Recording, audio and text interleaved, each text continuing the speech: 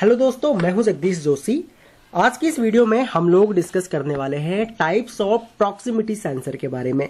मेरे से बहुत सारे स्टूडेंट्स ये क्वेश्चन करते हैं, चाहे हम लोग हमारे जो इलेक्ट्रिकल ऑटोमेशन के कोर्सेज हैं वहां जब हम लोग पढ़ा रहे होते हैं तो वहां भी बहुत सारे लोगों का ये डाउट रहता है कि सर जो हम लोग सेंसर को यूज करते हैं तो हम लोग कैसे डिसाइड करें कि कौन सा प्रॉक्सिमिटी सेंसर हमको कहां पे लगाना है। अगर मुझे कोई मान के चलो प्लास्टिक की बोतल को अगर सेंस करवाना है तो उसके लिए मैं कौन सा सेंसर यूज करूं, मुझे कोई मेटल सेंस करवाना है तो मैं कौन सा सेंसर को यूज करूं, या फिर मुझे कोई लिक्विड सेंस करवाना है तो हम लोग कौन सा सेंसर को यूज कर सकते हैं। तो आज की इस वीडियो में हम लोग टाइप्स ऑफ प्रॉक्सिमिटी सेंसर को डिस्कस करेंगे, जहां पे आपके सभी डाउट्स क्लियर हो जाएंगे। अगर हम लोग बात करें प्रॉक्सिमिटी सेंसर की, तो प्रॉक्सिमिटी सेंसर को ऑटोमेशन और रोबोटिक्स में बहुत ज्यादा यूज किया जाता है। जब हम लोग ऑटोमेशन सीख रहे होते हैं तो ऑटोमेशन विदाउट प्रॉक्सिमिटी सेंसर कुछ भी नहीं है, आप ये मान के चलिए, ठीक है। क्योंकि विदाउट प्रॉक्सिमिटी सेंसर हम लोग ऑटोमेशन को बहुत आगे तक नहीं लेके जा सकते। और ऑटोमेशन में, चाहे ऑटोमेशन हो, रोबोटिक्स हो, सेफ्टी सिस्टम्स हो या फिर मैन्युफैक्चरिंग हो, वहां पे प्रॉक्सिमिटी सेंसर्स को बहुत ज्यादा यूज किया जाता है। तो आज के इस लेक्चर में जो हम लोग major types of proximity sensors को यूज करेंगे या डिस्कस करेंगे जिनके बारे में, वो है एक तो इंडक्टिव प्रॉक्सिमिटी सेंसर जिनको हम लोग बहुत ज्यादा यूज करते हैं, आप लोगों ने भी बहुत ज्यादा इन सेंसर्स को यूज किया होगा। दूसरा है कैपेसिटिव प्रॉक्सिमिटी सेंसर, तीसरा है अल्ट्रासोनिक प्रॉक्सिमिटी सेंसर्स, और अगला है उसके बाद फोटो इलेक्ट्रिक प्रॉक्सिमिटी सेंसर, और एक है मैग्नेटिक प्रॉक्सिमिटी सेंसर जिसको हम लोग रीड स्विच भी बोलते हैं, और एक IR सेंसर भी होता है, उसके बारे में भी मैं आप लोगों को आगे चल करके बताऊंगा। तो सबसे पहले यहां पे हम लोग डिस्कस कर लेते हैं इंडक्टिव प्रॉक्सिमिटी सेंसर की। तो इंडक्टिव प्रॉक्सिमिटी सेंसर जो होता है ये ओनली आयरन, कॉपर, एल्यूमिनियम इस टाइप के मेटल्स को ही डिटेक्ट करता है। तो ध्यान रखना, जहां पर भी आप लोगों को मेटल को डिटेक्ट करवाना होगा वहां पे आप लोग एक इंडक्टिव प्रॉक्सिमिटी सेंसर को यूज करोगे। ये कोई भी नॉन मेटलिक जैसे कि प्लास्टिक, वुड, ग्लास को डिटेक्ट नहीं करता है, ठीक है, ओनली मेटल को करता है। अगर हम लोग इसके वर्किंग प्रिंसिपल की बात करें तो ये सेंसर के अंदर एक कॉइल होती है जो AC सिग्नल जनरेट करती है। इससे एक इलेक्ट्रोमैग्नेटिक फील्ड बनता है। जब कोई मेटल ऑब्जेक्ट फील्ड के अंदर आता है तो उसमें एडी करंट जनरेट होते हैं, जिसकी वजह से एडी करंट फील्ड को डिस्टर्ब करते हैं और ये सेंसर उस डिस्टरबेंस को डिटेक्ट करता है और आगे सप्लाई हमको पास ऑन कर देता है, ठीक है। तो ये सिंपल सा इसका जो है वो वर्किंग प्रिंसिपल है। सिंपल सा ये एक इलेक्ट्रोमैग्नेटिक फील्ड के या फिर इलेक्ट्रोमैग्नेटिक जो एडी करंट है, एडी करंट के बेसिस पे ये काम करता है। आपने ट्रांसफार्मर की वर्किंग में एडी करंट लॉसेस उनके बारे में पढ़ा होगा, तो ये सेम वही है, वैसे ये सिंपल काम करता है। उसके बाद हम लोग अगर इसके यूज केसेस के बारे में अगर हम लोग बात करें तो इसको हम लोग CNC मशीन में टूल की पोजीशन को डिटेक्ट करने के लिए यूज कर लेते हैं, गियर की काउंटिंग के लिए यूज कर लेते हैं, या फिर इंडस्ट्रियल ऑटोमेशन में मेटल ऑब्जेक्ट की प्रेजेंस को चेक करने के लिए भी हम लोग जो इंडक्टिव प्रॉक्सिमिटी सेंसर्स हैं इनको हम लोग यूज करते हैं। इंडस्ट्री में बहुत ज्यादा यूज होते हैं ये, ठीक है। उसके बाद आते हैं capacitive proximity sensor. Capacitive proximity sensor जो है ये मेटल और नॉन मेटल दोनों को ही डिटेक्ट करते हैं, जैसे कि प्लास्टिक हो गया, वाटर हो गया, वुड हो गया, ग्लास हो गया, तो सभी को ये सेंस कर सकते हैं। ये काफी वर्सटाइल सेंसर्स होते हैं। अगर हम लोग इनकी वर्किंग की बात करें तो इनकी वर्किंग में ये सेंसर क्या है, अंदर से कैपेसिटर इनमें यूज होता है। जब ऑब्जेक्ट के पास आता है तो ये डाइलेक्ट्रिक कांस्टेंट इसका चेंज होता है और कैपेसिटेंस चेंज होती है, जिसकी वजह से सेंसर डिटेक्ट कर पाता है।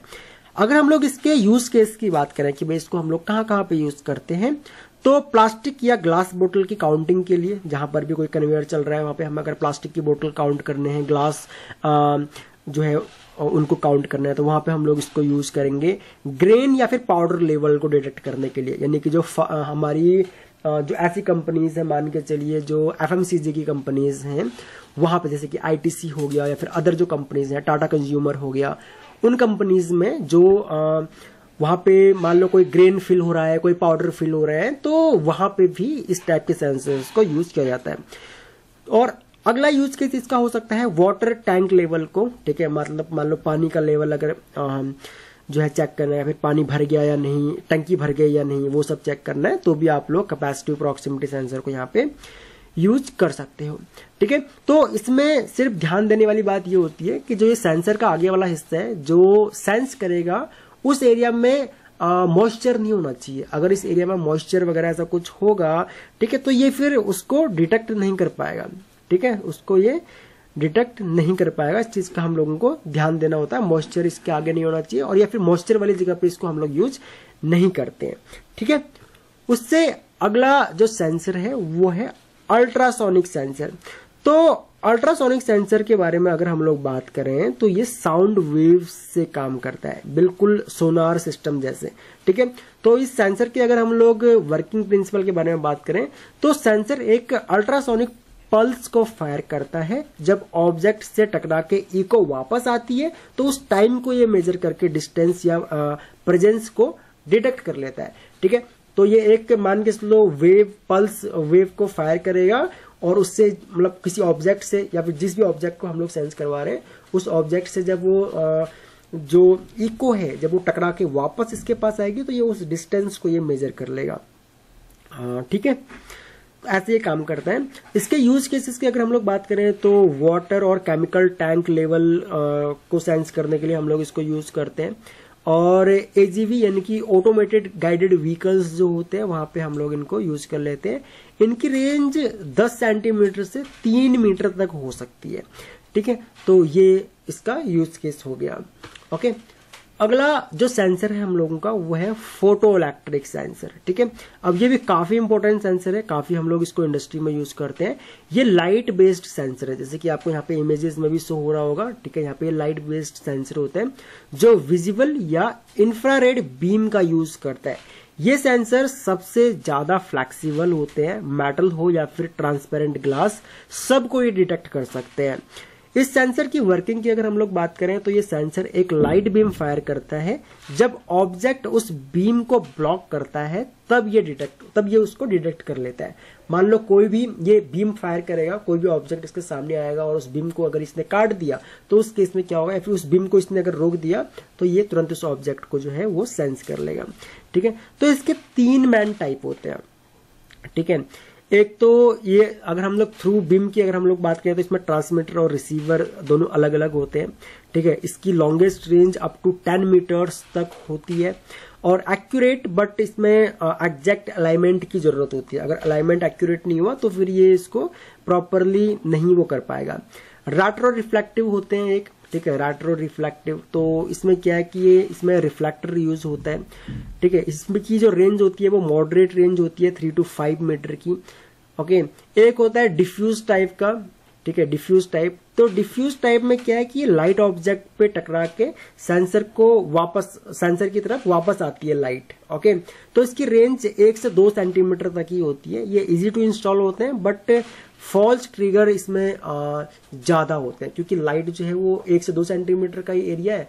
लाइट टकराएगी, ऑब्जेक्ट से टकरा करके वापस आ जाएगी, तो उसको ये जो है वो सेंस करता है इस तरीके से।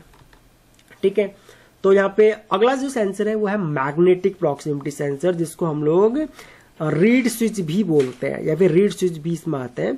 तो ये क्या है, ये मैग्नेट के प्रेजेंस से एक्टिवेट होते हैं।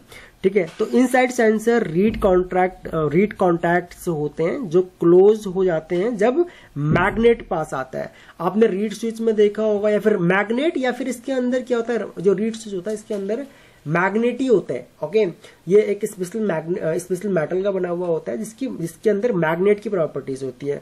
तो कोई भी मेटल अगर इसके पास में आएगा तो वो जो मैग्नेट है वो क्या होगा, आपस में चिपक जाता है, कांटेक्ट को क्लोज करता है, एनओ को एनसी बना देता है।